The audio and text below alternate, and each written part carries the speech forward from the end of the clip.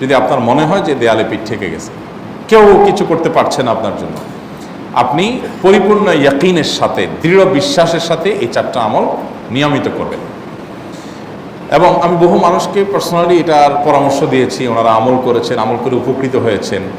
এরকম বহু মানুষ আছেন, বৃদ্ধ মানুষ, বাবা ক্যান্সারে আক্রান্ত হয়েছেন অনেক দেরিতে, আল্লাহ তাআলা অলৌকিকভাবে সাহায্য করেছেন। হ্যাঁ, কখনো যদি আল্লাহ তাআলা এই আমলগুলো করার পরও আমার বিপদ দূর না করেন, তাহলে হয় আমার আমলের মধ্যে কোনো ত্রুটি ছিল, অথবা আমার এই বিপদ দূর না হওয়ার মধ্যে আমার জন্য কোনো কল্যাণ নিহিত ছিল। আল্লাহ তাআলা আমার দোয়া কবুল করে যে উপকার হতো তার চাইতে বেটার কিছু হয়তো আমাকে দিবেন, এই ইয়াকিন একজন ইমানদারের থাকবে। সে 4টা আমলের 1 নম্বর হলো ইস্তেগফারের আমল। ইস্তেগফার, আপনি ফেসে গেছেন কোনো জায়গায়, কোনো উপায় পাচ্ছেন না, আপনি ইস্তেগফার করতে থাকেন। আস্তাগফিরুল্লাহ ওয়া আতুবু ইলাইহি, আস্তাগফিরুল্লাহ ওয়া আতুবু ইলাইহি, আস্তাগফিরুল্লাহ ওয়া আতুবু ইলাইহি, আস্তাগফিরুল্লাহ, আস্তাগফিরুল্লাহ, আস্তাগফিরুল্লাহাল্লাযী লা ইলাহা ইল্লা হুয়াল হাইয়ুল কাইয়্যুম ওয়া আতুবু ইলাইহি ওয়া লা হাওলা ওয়া লা কুওয়াতা ইল্লা বিল্লাহ। اللهم أنت ربي لا إله إلا أنت خلقتني وأنا عبدك وأنا على عهدك ووعدك ما استطعت أعوذ بك من شر ما صنعت أبوء لك بنعمتك علي وأبوء لك بذنبي فاغفر لي فإنه لا يغفر الذنوب إلا أنت সাইয়্যিদুল ইস্তিগফার। এভাবে যে কোনো ইস্তিগফার করতে থাকেন, আপনি বেশি বেশি করে আল্লাহর কাছে ইস্তিগফার, ক্ষমা প্রার্থনা করতে থাকেন, খুব বেশি। আপনার 2 ঠোঁটে অনবরত আপনি চাইতে থাকেন আল্লাহর কাছে ক্ষমা। এই ইস্তিগফার সম্পর্কে নবী করিম সাল্লাল্লাহু আলাইহি ওয়াসাল্লাম বলেছেন, মাল্লাজিমাল ইস্তিগফার, যে ব্যক্তি ইস্তিগফারকে আঁকড়ে ধরবে, আঁকড়ে ধরা মানে কি, এটা ছাড়বে না, সে পড়তেই থাকবে অনবরত। টয়লেটে যাওয়ার সময়টা, ঘুমের সময়টা, খাওয়ার সময়টা বাদে, অবসর নামাজের সময়টা বাদে সারাক্ষণ সে ইস্তিগফার করবে। এরকম যদি কেউ করে, আল্লাহ রাব্বুল আলামিন জাআলাল্লাহু লাহু মিন কুল্লি হাম্মিন ফারাজা ওয়া মিন কুল্লি যায়কিন মাখরাজা, সকল পেরেশানি থেকে, সকল টেনশন থেকে বের হওয়ার পথ আল্লাহ তাআলা অলৌকিকভাবে তার জন্য আবিষ্কার করে দিবেন। এবং আমি আমার জীবনে যেটা বলেছিলাম, বিস্তারিত বলতে চাই না, এরকম পরিস্থিতি আসছে যে চোখের সামনে কোনো আপাতত রক্ষার কোনো পথ আর খোলা নেই, এমন ভয়াবহ বিপদ। ইস্তিগফার করতে করতে এমনভাবে আল্লাহ তাআলা সাহায্য করেছেন যে এটা কল্পনা করলেও মনে হয় যে স্বপ্নের মতো। কিভাবে এখন এই লোক এই জায়গায় আসলো আমার সাহায্যের জন্য, এই লোক তো এটা আমি এই জায়গায় আসার কথা না, ঠিকুনি এসে হাজির হয়ে গেলেন এবং উপকারটা, আমার সমাধানটা হয়ে গেল সমস্যা। তো আলহামদুলিল্লাহ, বহুবার আমি পরীক্ষা করেছি, আর আমার পরীক্ষার 2 পয়সার দাম নাই। হাদিসে বলা আছে, গ্যারান্টি দেওয়া আছে, আমার পরীক্ষা করলি কি না করলি। তাহলে একটা আমল হলো কি, ইস্তিগফার। সব সময়ের জন্য এটা কন্টিনিউয়াস করবেন, আর এমনি অবসর সময় ইস্তিগফার করবেন। আরবদের মধ্যে সৌন্দর্য আছে, তারা বিভিন্ন ডাক্তারের ওয়েটিং রুমে বা বিভিন্ন জায়গায় মানুষ যেখানে অপেক্ষা করে পাবলিক প্লেসগুলোতে লিখে রাখে ইস্তিগফার করুন।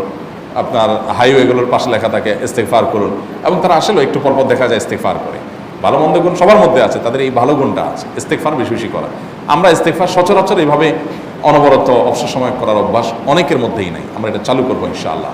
বিশেষ করে যখন কোনো সমস্যা হবে তখন ইস্তিগফার চলতে থাকবে মুখে অনবরত, ধীরে ধীরে মহব্বতের সাথে নিজেকে, নিজের পাপ অপরাধগুলোর কথা স্মরণ করে আল্লাহর কাছে মাফ চাইতে থাকবো, পেরেশানি দূর হবে ইনশাআল্লাহ। 1 নাম্বার 2, দুরুদ, নবী করিম সাল্লাল্লাহু আলাইহি সাল্লামের প্রতি দুরুদ পাঠ করা। এটা যদি আপনি নিয়মিত করতে থাকেন মহব্বতের সাথে, আল্লাহুম্মা সাল্লি আলা মুহাম্মদ ওয়া আলা আলি মুহাম্মদ কামা সাল্লাইতা আলা ইব্রাহিম ওয়া আলা আলি ইব্রাহিম ইন্নাকা হামিদুম মাজিদ, আল্লাহুম্মা বারিক আলা মুহাম্মদ ওয়া আলা আলি মুহাম্মদ কামা বারাকতা আলা ইব্রাহিম ওয়া আলা আলি ইব্রাহিম ইন্নাকা হামিদুম মাজিদ।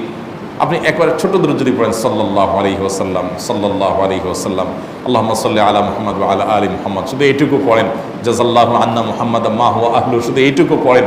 আপনি এভাবে যেই কোনো দুরূদ নবী করিম সাল্লাল্লাহু আলাইহি ওয়াসাল্লামের প্রতি যদি পড়েন এবং পড়তে থাকেন অনবরত, ইস্তিগফারের পাশাপাশি দুরূদের ক্ষেত্রে নবী করিম সাল্লাল্লাহু আলাইহি ওয়াসাল্লাম বলেছেন যে এইটা তোমার জন্য যথেষ্ট হয়ে যাবে। তুমি যদি আল্লাহর কাছে আর কোনো দোয়া করতে না পারো, শুধু দুরূদটা পড়ো, তোমার সব পেয়ে যাবে, কিচ্ছু লাগবে না। এক সাহাবী বলছেন, রাসূলুল্লাহ, আমার দোয়ার মধ্যে দুরূদ কত পার্সেন্ট রাখবো? আমি তো আমার অনেক কিছু আল্লাহর কাছে চাইবো, দুরূদ মানে তো নবীজির জন্য দোয়া, মানে আমার জন্য তো আমি দোয়া করবো, আপনার জন্য দোয়া কত পার্সেন্ট করবো? 1/3, 1/4, তারপরে হাফ, এবার বিভিন্ন পার্সেন্টেজ বলছিলেন তিনি। নবী করিম সাল্লাল্লাহু আলাইহি ওয়াসাল্লাম বলেছেন যে হ্যাঁ, এর বেশি করতে পারলে আরো ভালো, আরো ভালো। তো ভদ্রলোক এর বেশি, ওই সাহাবী রাদিয়াল্লাহু তাআলা আনহু, তিনি এর বেশি বাড়াতে একটা পর্যায়ে বলছেন যে আমি সব দোয়া আপনার জন্য করি। নবী করিম সাল্লাল্লাহু আলাইহি ওয়াসাল্লাম বলেছেন তাহলে তোমার আর কোনো দোয়াই করতে হবে না, এর মধ্যে সব দোয়া চলে আসবে। কারণ আপনি যদি বলেন আল্লাহ আপনার নবীর প্রতি আপনি রহমত নাজিল করেন, আপনার নবীর প্রতি আপনি শান্তি নাজিল করেন, আপনি যেটা দোয়া করেন, তো আল্লাহকে আল্লাহর নবীর প্রতি আপনি রহমত নাজিল করতে বললে আল্লাহ তাআলা আপনার প্রতি রহমত নাজিল করবেন কি করবেন না? আপনি কাউকে খুশি করতে চান, কার কাছ থেকে কিছু আদায় করতে চান, তার ছেলেটারে যদি হাদিয়া তোফা দেন, আদর যত্ন করেন, তো বাই ডিফল্ট অটোমেটিকলি ওই লোকের সিম্পেথি আপনার দিকে আসবে কি আসবে না? চোখ বন্ধ করে আসবে। তো আল্লাহর নবীর জন্য যখন আপনি দোয়া করবেন, তখন আল্লাহ তাআলা আপনার মধ্যে রহমত নাযিল করবেনই, এটা নবী সাল্লাল্লাহু আলাইহি ওয়াসাল্লামের ওয়াদা। যে কোনো পেরেশানি, তিনি আরো বলেছেন, যদি কেউ দুরূদের আমল করে নিয়মিত, আল্লাহ রাব্বুল আলামিন তার সকল পেরেশানির জন্য যথেষ্ট করে দিবেন। এই আমলটাকে সবগুলো দূর করার জন্য যথেষ্ট হয়ে যাবে।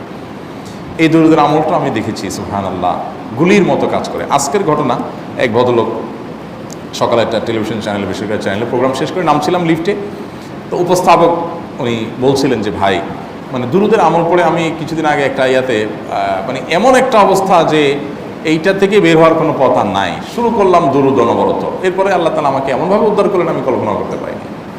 আলহামদুলিল্লাহ, এই আমলগুলো করে অনেক ভাইরা আমাকে অভিজ্ঞতা জানাইছে যে আলহামদুলিল্লাহ তাদের অভিজ্ঞতা হলো কি। হ্যাঁ, ওই যে বললাম, কখনো যদি আল্লাহ তাআলা আপনার দোয়া কবুল না করেন, তাহলে হয় আমার ত্রুটি আছে, আর না হলে আমার জন্য আল্লাহ তাআলা এর চেয়ে বেটার কিছু রেখেছেন, আমি সেই ইয়াকিন রাখবো ইনশাআল্লাহ বিদিনিল্লাহ। আর এই দোয়াতে সমাধান হবেই হবে, সে বিশ্বাস থাকতে হবে।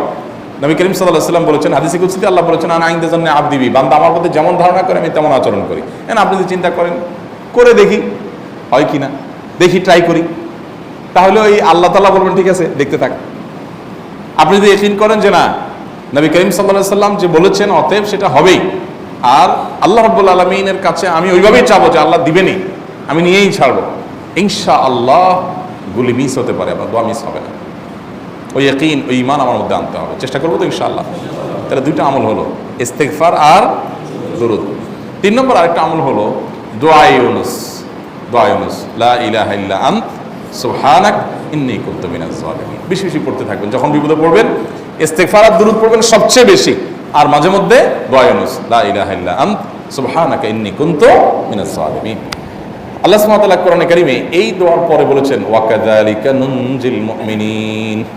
এই দোয়া পাঠ করার মাধ্যমে ইউনুস আলাইহিস সালামকে পৃথিবীর ইতিহাসের সবচেয়ে অলৌকিক ঘটনা, সকল সায়েন্স, সকল আপনার বিজ্ঞানের তত্ত্ব, সবগুলোকে আপনার সবগুলোর বিপরীতে বা সবগুলোকে আপনার ভুল প্রমাণ করে দিয়ে ওই জায়গাটার জন্য আল্লাহ তাআলা ইউনুস আলাইহিসকে মাছের পেটে ঢোকার পর সেখান থেকে আবার জীবিত রেখে বের করেছেন।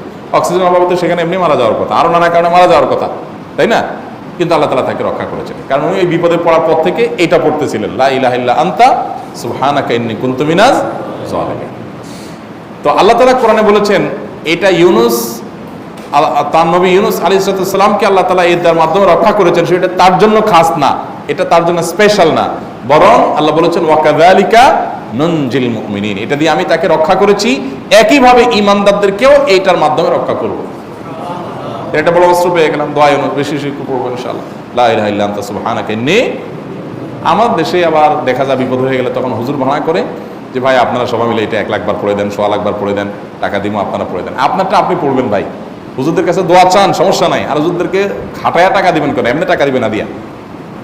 আর এই দোয়া নিজে নিজে করতে থাকবেন। ইউনুস আলাইহিস সালাম ওই সময় কি লোক ঠিক করছিলেন যে ভাই আপনারা সবাই দোয়া ইউনুস পড়েন, আমি গেলাম, আমি মাছের পেটে গেলাম, আপনারা বসেন সবাই দোয়া ইউনুস পড়া দেবেন, করছেন উনি? ওনারটা উনি করছেন, তো আপনারটা আপনি শুরু করবেন, দোয়া ইউনুস না।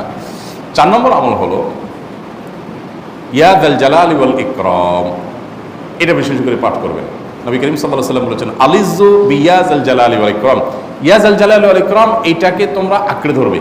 ইয়া যাল জালালি ওয়াল ইকরামের মানে কি? এটা আল্লাহকে ডাকা, আর কিছু না। এবং হাদিসে বর্ণিত দোয়া, এটা মাসনুন দোয়া। ইয়া যাল জালালি ওয়াল ইকরাম মানে হে মহা ক্ষমতার অধিকারী, প্রতাপশালী এবং সম্মানের মালিক। এটা বলার মানে হলো আল্লাহর কাছে নিবেদন করা, যেহেতু আপনার প্রতাপ আছে, আপনার জালাল আছে, আপনার বড়ত্ব আছে, হে বড়ত্বের অধিকারী এবং হে সম্মানের অধিকারী, আপনার যেহেতু আল্লাহ তাআলা এটা, আপনার যদি এটা আছে, অতএব হে আল্লাহ আপনি আমাকে এটা দান করুন, আপনার সেখান থেকে আমার প্রতি রহম করুন, আপনার সেখান থেকে আমাকে, আপনার বড়ত্ব থেকে আমাকে আপনি হেফাজত করুন, আপনার একরাম থেকে আমাকে আপনি, তা দিয়ে আপনি আমাকে রহম করুন।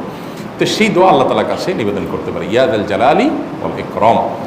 এর পাশাপাশি তাহাজ্জুদের নামাজ এবং যে কোনো নফল নামাজ, কারণ নবী সাল্লাল্লাহু আলাইহি ওয়াসাল্লাম ইজা হাজাবাহু আমরুন সাল্লা, নবীজি সাল্লাল্লাহু আলাইহি ওয়াসাল্লামের কোনো পেরেশানি শুরু হলে আগে ওযু করে 2 রাকাত নামাজ পড়তেন, ওযু করে 2 রাকাত নামাজ পড়তেন। আমাদের যখন পেটে ব্যথা শুরু হয়, আগে কার কথা মনে পড়ে? ডাক্তারের কথা মনে পড়ে। যখন গায়ে জ্বর আসে, সবার আগে মনে পড়ে কিসের কথা? নাপা নাপা, ঠিক না?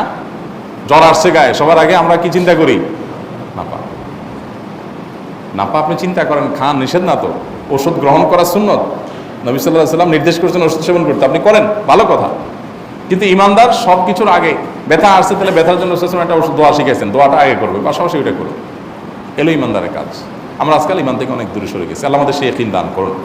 তাহাজ্জুদের সময় দোয়া, অনেক বেশি দোয়া করবো। তাহলে 4টা আমল ইনশাআল্লাহ আপনাকে এই ভয়াবহ বিপদ থেকে উদ্ধার করার জন্য সাহায্য করবে ইনশাআল্লাহ। সেই ইয়াকিন নিয়ে করবেন। সেই সাথে as-সাদাকা তারতুল বালা, দান সাদাকা করা, অন্যান্য যে আমলগুলো আছে টুকটাক সেগুলোর সাথে সাথে চালানো। বাকি এই 4টাকে বেসিক্যালি একটু জোরভাবে করতে থাকা।